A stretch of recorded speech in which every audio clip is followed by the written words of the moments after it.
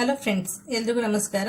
ಇವತ್ತು ಕರಳೆ ಸಾರು ಮಾಡೋದು ಹೇಗೆ ಅಂತ ನೋಡೋಣ. ಎಲ್ಲ ವೆಜಿಟೇಬಲ್ಸ್ ಎಲ್ಲ ಕಾಳುಗಳನ್ನು ಹಾಕ್ಬಿಟ್ಟು ಸಾರು ಮಾಡೋದಕ್ಕೆ ಯಾವ್ಯಾವ ಕಾಳು ಯೂಸ್ ಮಾಡ್ತೀನಿ ಅಂತ ಹೇಳ್ಕೊಡ್ತಾ ಇದ್ದೀನಿ. ಇದು ಕರಳೆ ತಂದು ಚೆನ್ನಾಗಿ ತೊಳೆದು 2 ದಿನ ನೆನೆ ಹಾಕಿದ್ದೀನಿ ನೀರಿನಲ್ಲಿ. ಪ್ರತಿದಿನ ನೀರನ್ನ 3 ಟೈಮು ಚೇಂಜ್ ಮಾಡಬೇಕಾಗುತ್ತೆ. ಬೆಳಿಗ್ಗೆ ಒಂದ್ಸಲ, ಮಧ್ಯಾಹ್ನ ಒಂದ್ಸಲ, ಸಂಜೆ ಒಂದ್ಸಲ. ಪ್ರತಿ ಸಲ ನೀರು ಚೇಂಜ್ ಮಾಡಬೇಕಾದಾಗ 1-2 ಸಲ ಇಸ್ಕಿ ಈ ಥರ ತೊಳೆದ್ಬಿಟ್ಟು ನೀರು ಚೇಂಜ್ ಮಾಡ್ಕೊಳ್ಳಿ. ಒಂದು ಕಬ್ಬಿಣದ ಪೀಸ್ ಹಾಕಿ ಅಥವಾ ಒಂದು ಮಳೆ ಹಾಕಿದ್ರು ಕೂಡ ನಡೆಯುತ್ತೆ, ಅಥವಾ ಒಂದು ಚಾಕು ಇದ್ರೆ ಮನೆಯಲ್ಲ ಅದನ್ನು ಕೂಡ ಹಾಕೊಳ್ಬೋದು. ಈಗ ಕಾಳುಗಳು ತಗೊಂಡಿದ್ದೀನಿ. ಏನೇನು ಕಾಳಿದೆ ನೋಡೋಣ. ಈ ಕಪ್ಪಿನ ಮೆಜರ್ಮೆಂಟ್ನಲ್ಲಿ ಎಲ್ಲನೂ 3/4 ಕಪ್ ಅಷ್ಟು ತಗೊಂಡಿದ್ದೀನಿ. ನಿಮಗೆ ಕ್ವಾಂಟಿಟಿ ಕಮ್ಮಿ ಕೂಡ ಮಾಡ್ಕೊಳ್ಬೋದು. ನೀವು ಒಂದೊಂದು ಇಡೀ ಲೆಕ್ಕದಲ್ಲಿ ಕೂಡ ಹಾಕೊಳ್ಬೋದು. ಎಲ್ಲ ಕಾಳು ಒಂದೊಂದು ಇಡೀ ಲೆಕ್ಕದಲ್ಲಿ ಕೂಡ ಹಾಕೊಳ್ಬೋದು. ಇನ್ನೂ ಕಮ್ಮಿ ಬೇಕು ಅಂದ್ರೆ ಹಾಕೊಳ್ಬೋದು, ಅಥವಾ ನಿಮ್ಗೆ ಯಾವ್ದನ್ನ ಕಾಳು ತುಂಬಾ ಫೇವ್ರೇಟ್ ಇಷ್ಟ ಆಗುತ್ತೆ ಅಂದರೆ ಆ ಕಾಳು ಕೂಡ ಜಾಸ್ತಿ ಕೂಡ ಹಾಕೊಳ್ಬೋದು. ಇಷ್ಟೇ ಪ್ರಮಾಣ ಅಂತ ಏನಿಲ್ಲ. ನಾನು ಎಲ್ಲ ಒಂದು ಅಂದಾಜಿನಲ್ಲಿ ಹಾಕೊಂಡಿದ್ದೀನಿ. ಇಲ್ಲಿ ಹುರ್ಲಿ ಕಾಳು ತಗೊಂಡಿದ್ದೀನಿ. ಇದು ಹಲಸಂದಿ ಕಾಳು, ಇದು ರಾಜ್ಮಾ, ಕಿಡ್ನಿ ಬೀನ್ಸ್ ಅಂತ ಕೂಡ ಕರೀತಾರೆ. ಇದು ನೆಲ್ಲವರೆ ಕಾಳು, ಅವರೆಕಾಳಲ್ಲೇ ಇನ್ನೊಂದು ಜಾತಿ. ಇದು ಅವರೆಕಾಳು, ಹೊಲದಲ್ಲಿ ಬೆಳಿತೀವಲ್ಲ ಅವರೆಕಾಳು.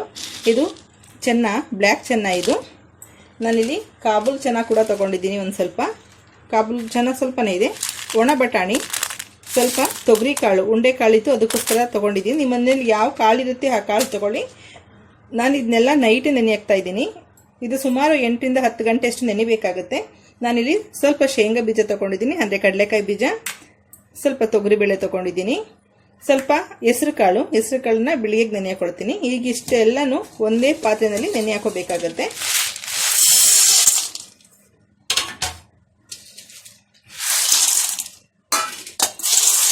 ಎಲ್ಲ ಮಿಕ್ಸ್ ಮಾಡಿ ಚೆನ್ನಾಗಿ ಒಂದು 2-3 ಸಲ ತೊಳೆದ್ಬಿಟ್ಟು ಚೆನ್ನಾಗಿರೋ ನೀರು ಹಾಕ್ಬಿಟ್ಟು ನೆನೆ ಹಾಕಬೇಕಾಗತ್ತೆ. ಕಾಳನ್ನ 3-4 ಸಲ ತೊಳ್ಕೊಂಡು ಸ್ವಲ್ಪ ನೀರು ಹಾಕಿ ನೆನೆ ಹಾಕಿದ್ದೀನಿ. ಈ ಕಾಳು ಕ್ವಾಂಟಿಟಿ ಎಷ್ಟಿದೆ ಇರೋ ಡಬ್ಬಲ್ ಅಷ್ಟು ಬೆಳಗ್ಗೆ ನೆಂದಾಗ ಆಗಿರುತ್ತೆ. ನಾನು ತೊಗರಿಬೇಳೆ ಮತ್ತೆ ಕಡಲೆಕಾಯಿ ಬೀಜ, ಹೆಸರು ಕಾಳನ್ನ ಬೆಳಗ್ಗೆಗೆ ಹಾಕೊಳ್ತೀನಿ. ಈ ಕರಳೆನೂ ಅಷ್ಟೇ ಹಾಕಬೇಕಾದಾಗಲೂ ಕೂಡ ಒಂದು 4-5 ಸಲ ತೊಳೆದ್ಬಿಟ್ಟು ಚೆನ್ನಾಗಿ ನೀರನ್ನೆಲ್ಲ ಈ ತರ ತಗೊಂಡು 2 ಕೈನಲ್ಲಿ ಈ ತರ ಪ್ರೆಸ್ ಮಾಡಿ ನೀರು ಹಿಂಡ್ಬಿಟ್ಟು ಈ ತರ ಹಾಕೊಳ್ಬೇಕಾಗತ್ತೆ. ಈ ನೀರನ್ನ ಯೂಸ್ ಮಾಡ್ಕೋಬೇಡಿ. ಕಾಳಿನ ಕ್ವಾಂಟಿಟಿ ಕೂಡ ಜಾಸ್ತಿ ಆಗುತ್ತೆ. ಇನ್ನು ತರಕಾರಿಗಳು ಕೂಡ ಆ್ಯಡ್ ಮಾಡ್ತೀವಿ. ಸೊಪ್ಪು ಸಿಕ್ಕರೆ ಸೊಪ್ಪುಗಳು ಕೂಡ ಹಾಕೊಳ್ಬೋದು. ಇದೆಲ್ಲ ಹಾಕೋ ರೀಸನ್ ಏನಂದ್ರೆ ಇದು ತುಂಬಾ ಹೀಟು ಅನ್ನೋದಕ್ಕೋಸ್ಕರ ಇವೆಲ್ಲನೂ ಹಾಕ್ತಿವಿ. ಸೊಪ್ಪು ಮತ್ತೆ ತರಕಾರಿಗಳು ಮತ್ತೆ ಕಾಳುಗಳೆಲ್ಲ ನೆನೆಸ್ಬಿಟ್ಟು ಹಾಕ್ತಿವಿ.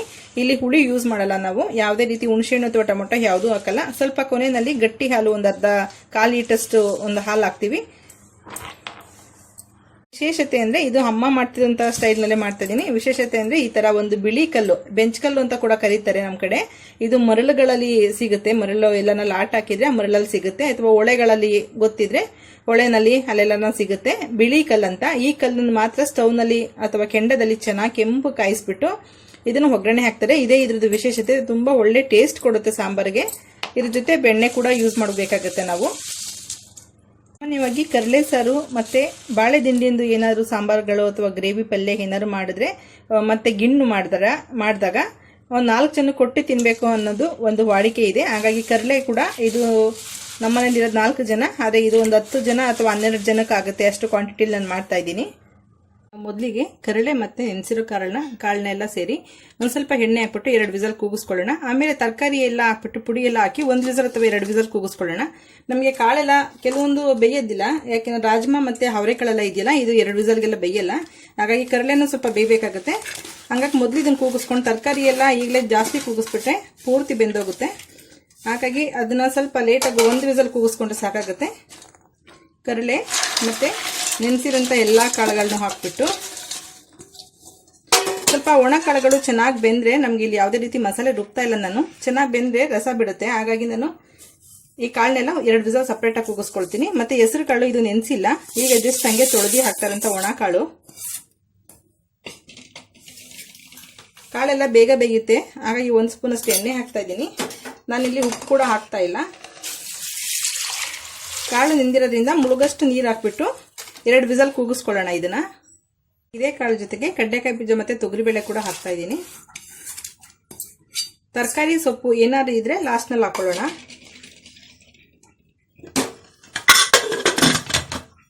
ನೋಡಿ ಕಾಳೆಲ್ಲ ಬೆಂದಿದೆ.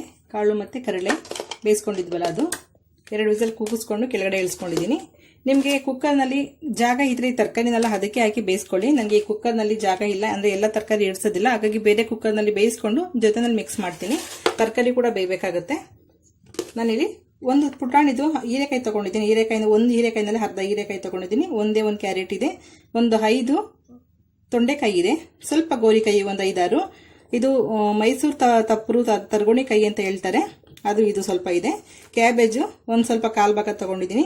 ಪಡವಲಕಾಯಿ ಇದು, ಅದು ಕೂಡ 1/4 ಭಾಗ ತೊಗೊಂಡಿದ್ದೀನಿ. ಬೀನ್ಸು ಒಂದು 10 ಬೀನ್ಸ್ ಇದೆ. ಒಂದು ಗೆಡ್ಡೆ ಈರುಳ್ಳಿ ತೊಗೊಂಡಿದ್ದೀನಿ. ಒಂದು ಸಣ್ಣದು ಬೀಟ್ರೋಟ್ ತೊಗೊಂಡಿದ್ದೀನಿ. ಒಂದು ಸಣ್ಣದು ಗೆಡ್ಡೆಕೋಸು ತೊಗೊಂಡಿದ್ದೀನಿ. ನಿಮಗೆ ಯಾವ ತರಕಾರಿ ಸಿಗುತ್ತೆ ಅದನ್ನು ಹಾಕೊಳ್ಬೋದು. ಸೊಪ್ಪುಗಳು ನನಗೆ ಮಾರ್ಕೆಟಲ್ಲಿ ಯಾವುದೂ ಸಿಕ್ಕಿಲ್ಲ, ಹಾಗಾಗಿ ಮನೇಲಿ ಏನು ಬೆಳೆದಿದೆ ಅದನ್ನೇ ತೊಗೊಂಡಿದ್ದೀನಿ. ಇದು ಕೆಂಪು ಒಣಗೊನೆ ಸೊಪ್ಪು ಸ್ವಲ್ಪ ತೊಗೊಂಡಿದ್ದೀನಿ.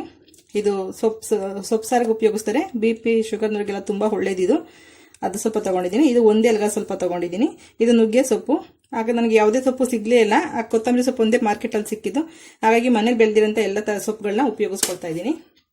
ನಾನಿಲ್ಲಿ ಸಾಂಬಾರ್ ಪುಡಿ ತೊಗೊಂಡಿದ್ದೀನಿ. ಒಂದು 6 ಸ್ಪೂನಷ್ಟು ಸಾಂಬಾರ್ ಪುಡಿ, ಬೇಳೆ ಸಾರಿನ ಪುಡಿ, 2 ಸ್ಪೂನಷ್ಟು ಗಟ್ಟಿ ಬರೋದಕ್ಕೋಸ್ಕರ ಪ್ಯೂರ್ ಧನಿಯಾ ಪುಡಿ ತೊಗೊಂಡಿದ್ದೀನಿ. ರುಚಿಗೆ ತಕ್ಕಷ್ಟು ಉಪ್ಪು ಬೇಕಾಗುತ್ತೆ. ಒಗ್ಗರಣೆಗೆ ಒಂದು ಗೆಡ್ಡೆ ಈರುಳ್ಳಿ, ಒಂದು ಗೆಡ್ಡೆ ಬೆಳ್ಳುಳ್ಳಿ, ಇದು ಜಜ್ಕೋಬೇಕಾಗುತ್ತೆ.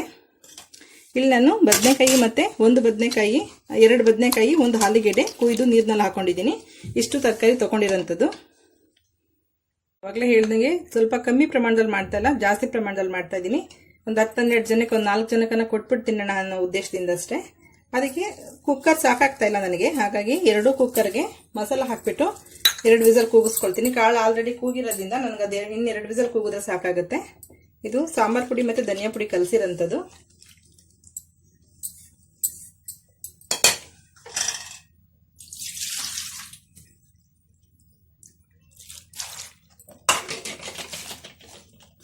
ಎರಡಕ್ಕೂ ಉಪ್ಪು ಖಾರ ಹೆಚ್ಚು ಕಮ್ಮಿ ಆದ್ರೂ ಕೂಡ ಲಾಸ್ಟ್ನಲ್ಲಿ ಮತ್ತೆ ಮಿಕ್ಸ್ ಮಾಡಿ ಕುದಿಸೋದ್ರಿಂದ ಈಕ್ವಲ್ ಆಗುತ್ತೆ.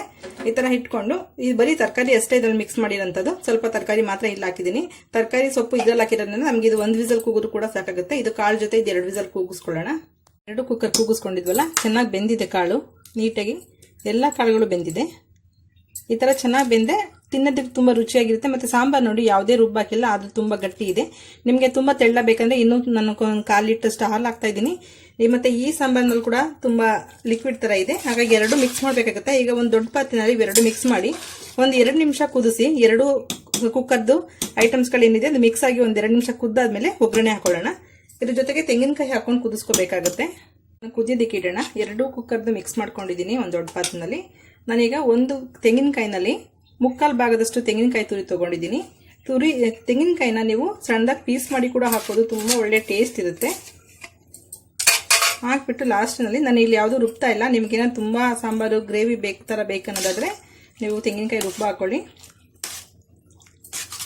ಇದು ಅಮ್ಮ ಮಾಡೋ ಸ್ಟೈಲ್ ಆಗಿರೋದ್ರಿಂದ ಬೇರೆ ಯಾವುದೂ ಸ್ಟೆಪ್ಗಳನ್ನ ಸ್ಕಿಪ್ ಮಾಡಿದೆ, ಕರೆಕ್ಟಾಗಿ ಅವ್ರು ಏನು ಮಾಡ್ತಿದ್ರು ಅದನ್ನೇ ಫಾಲೋ ಮಾಡಿದ್ದೀನಿ. ಈಗ ಇದನ್ನು ಒಂದು 2 ನಿಮಿಷದಷ್ಟು ಕುದಿಯೋದಕ್ಕೆ ಇಡೋಣ.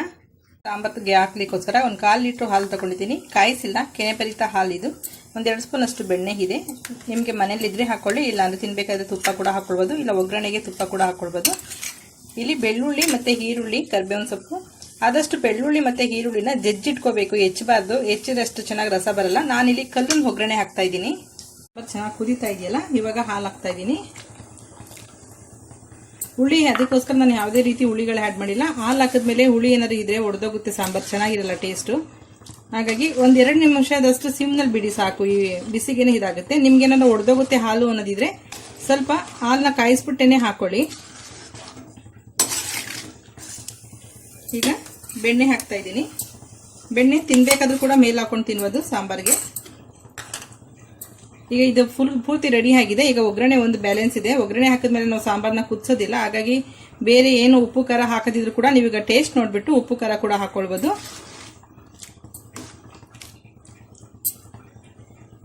ಒಂದು ವಿಶೇಷವಾದಂತ ಒಗ್ಗರಣೆ ಹಾಕ್ತಾ ಇದೀನಿ. ಮನೆಯಲ್ಲಿ ನಾವು ಹಳ್ಳಿ ಕಡೆ ಮಾಡೋಂಥದ್ದು. ಇದು ಬೆಂಚ್ ಕಲ್ಲು, ಬಿಳಿ ಕಲ್ಲು, ನಿಮ್ಗೆ ಅವಾಗೆ ತೋರಿಸಿದೆ. ಬಿಳಿ ಕಲ್ಲು ಬಿಟ್ಟು ಬೇರೆ ಕಲ್ಲು ಹಾಕ್ಬಾರ್ದು. ಈ ತರ ಒಂದು ಪಾತ್ರೆಗೆ ಇಟ್ಕೊಂಡು ಅದ್ರ ಮೇಲೆ ಈ ಜಜ್ಜಿಟ್ಕೊಂಡಿರ್ತೀವಲ್ಲ, ಅದು ಈರುಳ್ಳಿ, ಬೆಳ್ಳುಳ್ಳಿ, ಕರಿಬೇವಿನ ಸೊಪ್ಪನ್ನ ಇಡಬೇಕಾಗುತ್ತೆ. ನೀವು ಸೌದೆ ಒಲೆಯಲ್ಲಿ ಕಾಯಿಸಿದ್ರೆ ಅದು ಪೂರ್ತಿ ಕೆಂಡ ತರನೇ ಕೆಂಪಗಾಗುತ್ತೆ. ಈ ಸ್ಟವ್ ಮೇಲೆ ಕಾಯಿಸಿದೀನಿ ನಾನು, ಹಾಗಾಗಿ ಅದು ಅಷ್ಟೊಂದು ಕೆಂಪಗಾಗಿಲ್ಲ. ಅದಕ್ಕೋಸ್ಕರ ಸ್ವಲ್ಪ ಫ್ಲೇಮ್ ಮೇಲೆ ಇಟ್ಕೊಳ್ತಾ ಇದ್ದೀನಿ. ಈ ತರ ಸ್ಟವ್ ಆನ್ ಮಾಡಿಬಿಟ್ಟು ಇಟ್ಕೊಳ್ತಾ ಇದ್ದೀನಿ. ಕಡೆ ಸ್ವಲ್ಪ ಎಣ್ಣೆ ಹಾಕೊಳ್ಬೇಕು. ಆದಷ್ಟು ಹರಳೆಣ್ಣೆ ಅಥವಾ ಕೈ ಎಣ್ಣೆ ಅಂತೀವಲ್ಲ, ಅದನ್ನ ಹಾಕೊಂಡ್ರೆ ತುಂಬಾನೇ ಒಳ್ಳೇದು, ಒಳ್ಳೆ ಸ್ಮೆಲ್ ಇರುತ್ತೆ. ಇಲ್ಲಿ ನನಗೆ ಹರಳೆಣ್ಣೆ ಸಿಕ್ತಿಲ್ಲ, ಹಾಗಾಗಿ ನಮ್ಮ ಮಾಮೂಲಿ ಊಟಕ್ಕೆ ಏನು ಬಳಸ್ತೀನಲ್ಲ ಅದೇ ಎಣ್ಣೆ 1-2 ಸ್ಪೂನ್ ಅಷ್ಟು ಹಾಕ್ತಾ ಇದ್ದೀನಿ. ಹಾಕ್ಬಿಟ್ಟು ಈ ತರ ಇಟ್ಕೊಂಡ್ರೆ ಆ ಕಲ್ಲಿಗೆ ಏನು ಬಿಸಿ ಇದೆ, ಆ ಬಿಸಿಗೆ ಇದು ಒಳ್ಳೆ ಫ್ಲೇವರ್ ಬರುತ್ತೆ. ಈರುಳ್ಳಿ, ಬೆಳ್ಳುಳ್ಳಿ ಈ ಫ್ಲೇವರೇ ಒಂಥರ ಡಿಫ್ರೆಂಟ್ ಆಗಿರುತ್ತೆ. ನಿಮ್ಗೆ ಏನಾದರೂ ನಿಮ್ಗೆ ಚಾನ್ಸ್ ಇದ್ರೆ ಆ ಥರ ಒಗ್ಗರಣೆ ಹಾಕೊಳ್ಳೋಂಥದ್ದು ಹಾಕೊಳ್ಬೋದು. ಈ ಒಗ್ಗರಣೆನ ನಾವು ಎಲ್ಲ ಹಸೆ ಕಾಳು ಸಾಂಬಾರು ಅಥವಾ ಅಲಸಂದಿ ಕಾಳು, ಅವರೆಕಾಳು, ಹಸಿ ಕಾಳು ಸೀಸನ್ ಬಂದಾಗ ಇದೇ ಒಗ್ಗರಣೆ ಹಾಕೋಂಥದ್ದು. ಸಾಮಾನ್ಯವಾಗಿ ಈರುಳ್ಳಿ ಬೆಳ್ಳುಳ್ಳಿ ಒಗ್ಗರಣೆ ಹಾಕಲ್ಲ. ಥರ ಚೆನ್ನಾಗಿ 1-2 ನಿಮಿಷದಷ್ಟು ಚೆನ್ನಾಗಿ ಅದು ಫ್ರೈ ಆಗಬೇಕು.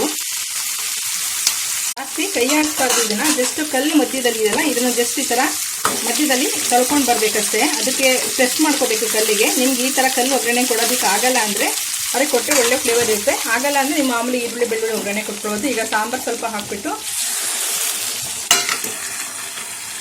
ಮುಚ್ಚಿಡ್ತಾ ಇದ್ದೀನಿ. 1-2 ನಿಮಿಷ ಬಿಟ್ಕೊಂಡು ಎಲ್ಲ ಸಾಂಬಾರಿಗೂ ಮಿಕ್ಸ್ ಮಾಡ್ಕೊಳ್ಳೋಣ. ಕಲ್ಲು ಸಮೇತನೇ ಸಾಂಬಾರ್ಗೆ ಹಾಕೊಳ್ಬೋದು. ಅದು ನಾನು ಹಾಕಿರೋದು ಬಿಳಿ ಕಲ್ಲಾಗಿರೋದ್ರಿಂದ ಅದು ಒಡೆದೋಗಲ್ಲ. ನೀವು ಬೇರೆ ಕಲ್ಲು ಹಾಕಿದ್ರೆ ಈ ಥರ ಒಗ್ಗರಣೆಗಿಟ್ಟು ಸಾಂಬಾರು ಬಿಟ್ಟು ತಕ್ಷಣನೇ ಅದು ಚೂರು ಚೂರಾಗ್ಬಿಡುತ್ತೆ. ನಿಮಗೆ ಇಷ್ಟೆಲ್ಲ ಡೌಟ್ ಬೇಡ ಅನ್ನೋದಾದ್ರೆ ನೀವು ಮಾಮೂಲಿ ಬರೀ ಈರುಳ್ಳಿ ಬೆಳ್ಳುಳ್ಳಿನೇ ಒಗ್ಗರಣೆ ಹಾಕೊಳ್ಳಿ. ಈಗ ಸಾಂಬಾರು ಮಿಕ್ಸ್ ಮಾಡೋಣ. ಮತ್ತೆ ಕುದಿಸ್ಬೇಕಂತೇನಿಲ್ಲ, ಈ ಫ್ಲೇವರ್ ಎಲ್ಲ ಮಿಕ್ಸ್ ಆದ ಸಾಕೋದಕ್ಕೆ. ಕೂಡ ಹೊರಗಡೆ ತೆಗ್ದಿದ್ದೀನಿ ನೋಡಿ. ಸ್ವಲ್ಪ ಇನ್ನೂ ಚೂರಾಗಿಲ್ಲ, ಹಾಗೇ ಇದೆ ಕಲ್ಲು. ಈ ಬಿಳಿ ಕಲ್ಲು ಹಾಕಿದ್ರೆ ಮಾತ್ರ ಇದ್ರ ವಿಶೇಷತೆ ಚೂರಾಗೋದಿಲ್ಲ. ನಾನು ಅವಾಗ ಹೇಳಿದ್ದೀನಿ, ತುಂಬಾ ಸಲ ಹೇಳಿದ್ದೀನಿ. ಬೇರೆ ಯಾವ್ದನ್ನ ಕಲ್ಲು ಹಾಕ್ಬಿಟ್ಟು ನೀವು ಸಾಂಬಾರೆಲ್ಲ ಕಲ್ಲಾಗ್ಬಿಡುತ್ತೆ.